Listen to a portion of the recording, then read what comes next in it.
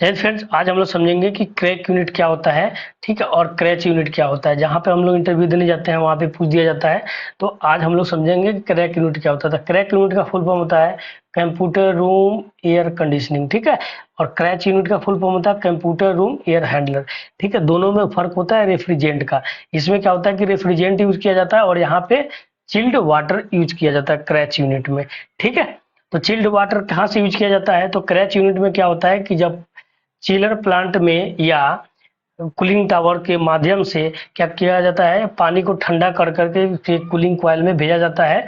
ठीक है, उसके द्वारा और इसकी प्रक्रिया क्या होता है, कंटिन्यू चलता है। इसका जो रेफ्रिजरेशन साइकिल क्या इसके माध्यम चल रहा है, चिल्ड वाटर से चल रहा है, वो कूलिंग टावर और ठीक है चिलर के प्लांट के द्वारा। बट इसमें क्या होता है कि कंप्रेसर के द्वारा क्या होता है, रेफ्रिजरेशन साइकिल बनता है गैस में। इसमें गैस होता है R410, आर गैस यूज होता है, R410 गैस यूज होता है। ठीक है, जिससे क्या होता है कि टेम्परेचर मेंटेन होता है। आप समझते हैं कि main component of crack unit, crack unit में मेन कंपोनेंट कौन कौन सा होता है। इसका कंपोनेंट होता है refrigerant, cooling coil, compressor, air filter और ईसी फैन। ठीक है, ईसी फैन और ह्यूमिडिफायर और डिह्यूमिडिफायर। ह्यूमिडिफायर का काम क्या होता है, टेम्परेचर जो मेंटेन होता है उसके साथ साथ ह्यूमिडिटी को भी मेंटेन करता है। और जब ह्यूमिडिटी ज़्यादा हो जाता है उस समय डिह्यूमिडिफायर क्या करता है, ह्यूमिडिटी को क्या करता है, कंट्रोल करता है। आइए समझते हैं कि ये कैसे काम करता है और क्रैच यूनिट में मेन कौन कौन सी कंपोनेंट होती है। यूनिट, क्रैच यूनिट का फुल फॉर्म होता है कंप्यूटर रूम एयर हैंडलर। इसके जो मेन कंपोनेंट होते हैं वो होता है कूलिंग कॉइल, ठीक है, चिल्ड वाटर, ठीक है, और control valve, air filter, humidifier और डिह्यूमिडिफायर। ठीक है, यहाँ पे लगा हुआ है जो ये क्या है हमारा, ये कूलिंग कॉइल है। जैसे ही हमारा कूलिंग कॉइल में क्या होता है कि चिल्ड वाटर चिलर से जब प्लांट से आता है तो ये क्या होता है कि ये सर्कुलेशन यहाँ से क्या होता है कि यहाँ पे पंप लगा होता है। क्या लगा होता है, पंप। तो पंप से क्या होता है, जब यहाँ पे चिल्ड वाटर जब आता है तो इसके कूलिंग कॉइल ठंडा हो जाता है, जिसके कारण क्या होता है कि इसकी टेम्परेचर क्या होता है, मेंटेन होता है। और साथ ही साथ में यहाँ पे लगा होता है ह्यूमिडिफायर और डिह्यूमिडिफायर। ठीक है, और ये सर्कुलेशन चलता रहता है। इसमें पंप लगा होता है प्राइमरी और सेकेंडरी। एक पंप क्या करता है इसकी कॉइल में, ठीक है, इसके कूलिंग कॉइल में क्या करता है, चिल्ड वाटर को भेजता है और दूसरा क्या होता है उसको सक्स करता है, जिससे क्या क्या होता है कि कॉइल ठंडा हो जाता है और टेम्परेचर मेंटेन होने लगता है। आप समझते हैं कि रेफ्रिजरेशन साइकिल क्या होता है और कैसे काम करता है क्रैक यूनिट। तो क्रैक यूनिट में जब हम रेफ्रिजरेंट डालते हैं तो क्या होता है कि पीएससी यूनिट की तरह काम करता है। तो वहाँ क्या होता है, जब रेफ्रिजरेशन साइकिल को आपको समझना है तो क्या है कि सपोज दैट ये हमारा इंडोर यूनिट है, ये हमारा क्या है, इंडोर यूनिट है, और ये हमारा आउटडोर यूनिट है। ठीक है, तो इंडोर यूनिट में क्या हुआ कि जैसे हमारा यहाँ से कंप्रेसर से क्या हुआ, हाई टेम्परेचर हाई प्रेशर में वेपर फॉर्म में रेफ्रिजरेंट को क्या होता है, ये कंप्रेस करता है। कंप्रेस करके कहाँ भेज रहा है, ये आउटडोर पे भेज रहा है। तो जब आउटडोर पे भेज रहा है तो यहाँ पे क्या है, ये जब फैन है वो चलने लग रहा है। जब फैन क्या कर रहा है, जब एम्बिएंट टेम्परेचर क्या होता है कि इसकी टेम्परेचर जो रेफ्रिजरेंट का होता है वो 100 डिग्री टेम्परेचर होता है, और यहाँ से एम्बिएंट टेम्परेचर 30 से 35 डिग्री तक होता है।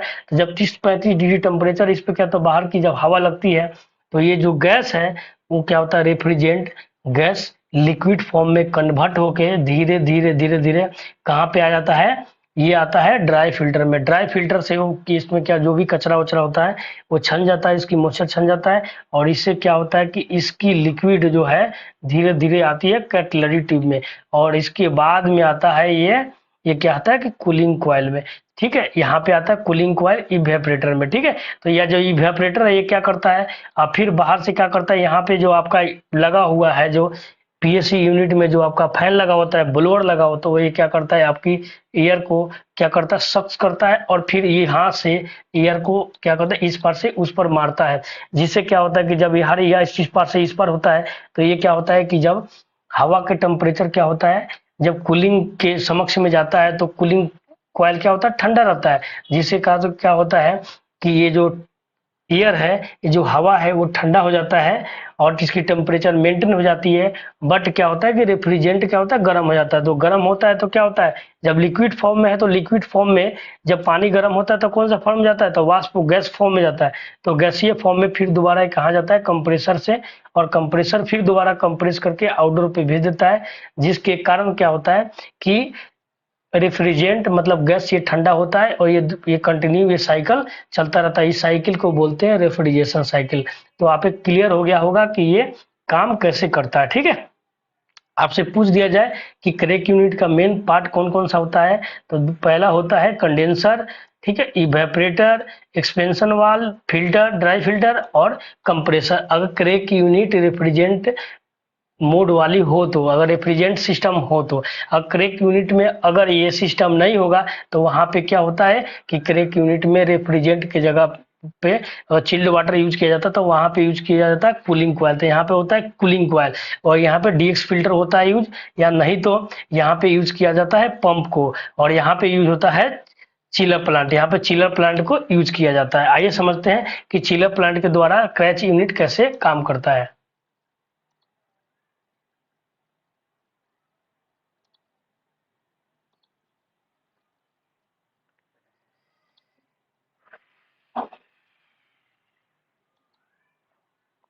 ये हमारा क्रैच यूनिट है और इसमें आप देख रहे हैं कि इसका कूलिंग कॉइल लगा हुआ है, ठीक है, और यहाँ लगा हुआ है ब्लोअर, और इसमें एक देखिए कि कॉपर का एक ट्यूब, मोटा सा ट्यूब लगा हुआ है, और इधर से क्या हुआ है कि इसके कूलिंग कॉइल में क्या होता है कि ऐसे ऐसे घुमा रहता है, ऐसे ऐसे घुमा हुआ रहता है, जिसके कारण क्या होता है कि इसमें चिल्ड वाटर क्या होता है कि इससे क्या होता है पास करता है। ठीक है, आप समझते हैं कि चिल्ड वाटर क्या होता है कि जैसे आप देख रहे हैं कि यहाँ कूलिंग टावर है, कूलिंग टावर से क्या होता है कि इसमें क्या होता है कि फैन लगा होता है। ठीक है, ये फैन क्या होता है, हम कूलिंग टावर पे एक वीडियो बनाएंगे। कूलिंग टावर से क्या होता है कि पानी ठंडा हो करके ये कहा जाता है कूलिंग टावर पंप में जाता है। ये पंप क्या करता है, इसको पानी को क्या करता है उठा के सीधा क्या करता है कोल्ड वाटर को कहाँ भेज देता है, ये आपको एयर हैंडलर में भेज देता है। समझ लीजिए कि आपको यहाँ पे ये वाटर को ये यहाँ पे भेज दिया।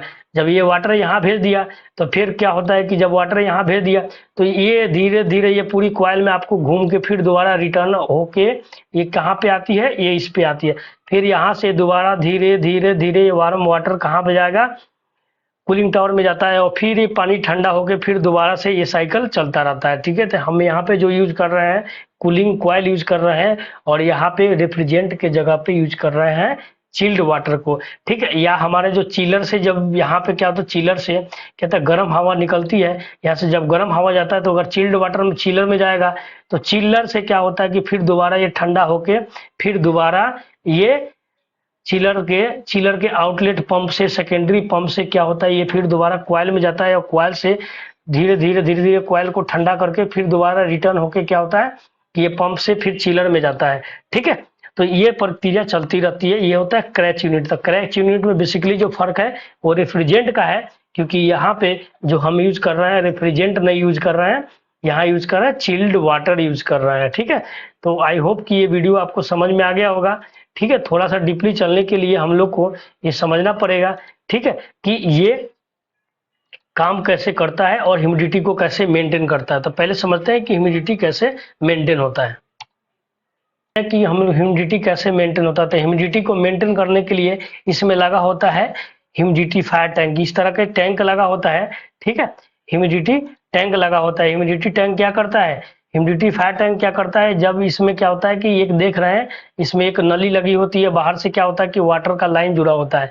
अब जब क्या होता है कि वाटर का लाइन जुड़ा होता है तो इसमें क्या होता है कि स्टीम बनता है, और स्टीम कहाँ होता है, ये धीरे धीरे धीरे धीरे यहाँ इस तरह का कॉपर का नली लगा हुआ होता है। अब नली में क्या होता है छोटा छोटा छेद होता है, जिससे क्या करता है कि ये स्टीम क्या होता है धीरे धीरे धीरे बाहर निकलता है और एयर में क्या होता है मिल जाता है, जिससे क्या होता है इसकी ह्यूमिडिटी मेंटेन हो जाता है। और जैसे ही कि ह्यूमिडिटी की टेम्परेचर ह्यूमिडिटी बढ़ जाता है और टेम्परेचर के साथ में ह्यूमिडिटी ज्यादा बढ़ जाता है तो उस समय क्या होता है इसमें एक तो लगा होता है डी ह्यूमिडिफायर।